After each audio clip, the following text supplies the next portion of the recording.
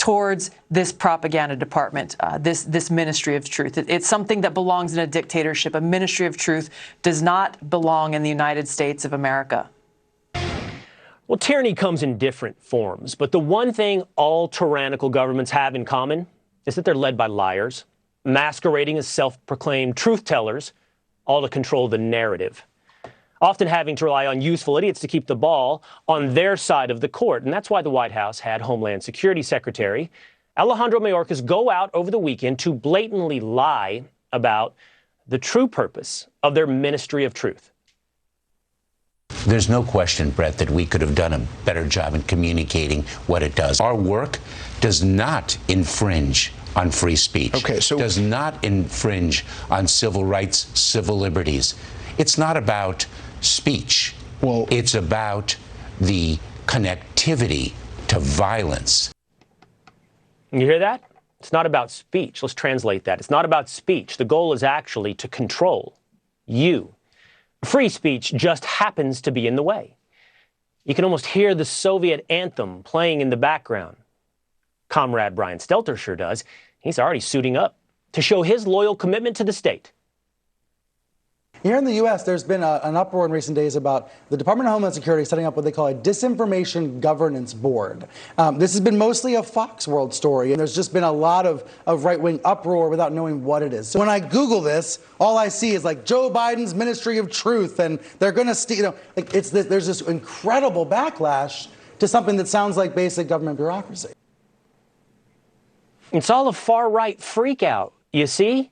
What a whitewashing of tyranny. What a whitewashing of dystopia. Just scrub that whitewashing a little and the voice of tyranny is right there, right in front of you. They want you to think control is now a basic function of government. And if you leave CNN on long enough, you'll learn that the real problem is actually free speech advocates like Elon Musk, who are trying to give you too much freedom. There's a bigger problem that when we focus on the personalities of people like Elon Musk and people say, oh, I think Elon's thinking this or that. There's a bigger problem here about how we are going to control the channels of communication in this country. You need controls on this. You need regulation. You cannot let these guys control discourse in this country or we are headed to hell. We are there. Trump opened the gates of hell and now they're chasing us. How, quote, how do we control the channels of communication? It's right there. What a stunning statement. He's not hiding. He's telling you exactly what the state wants to hear. Almost like it's straight out of Orwell's dystopia. So what happened to the Democratic Party? These are the people that once called themselves the party of the working class and fought against censorship when it came to obscenity. And now they're advocating to silence the very people they once said they represented.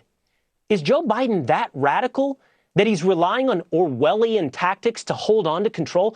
Or, like on everything else, is he just the front man for someone else in the Democratic Party?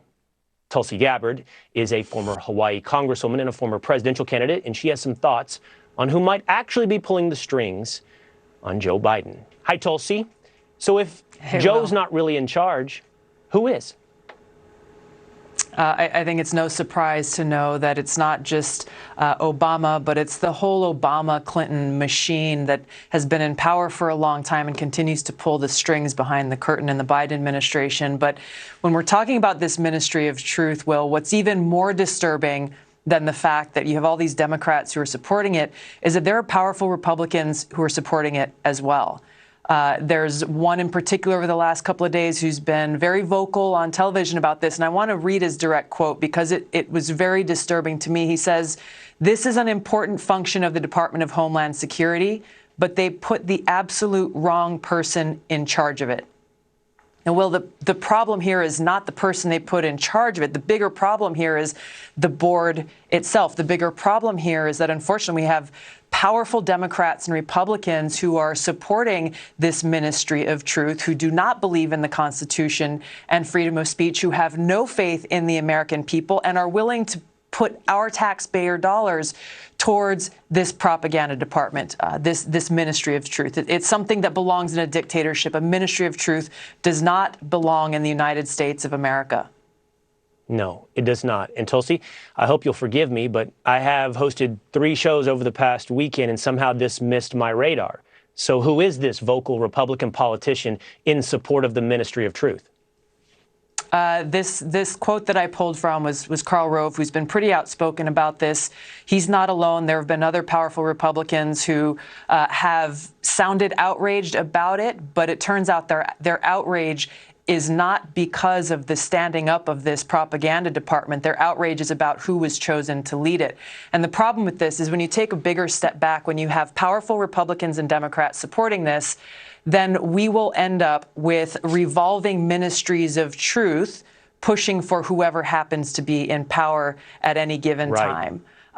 I have faith in the American people, though. Unlike these people, I have faith in the American people that we will stand together and reject this insanity, and that we will stand together and reject any Democrat or Republican who fails to denounce this ministry of truth and who fails to stand up for our Constitution, our Bill of Rights, and our freedom of speech. Well, I stand with you, Tulsi, and I appreciate you highlighting that this evening. As is always the case, it is elites in power looking to preserve that power and just trade it between their 2 teams who look to control the people. And speech and thought are the most basic fundamentals of control. Tulsi, I always enjoy your perspective. Thank you. Thank you, Will.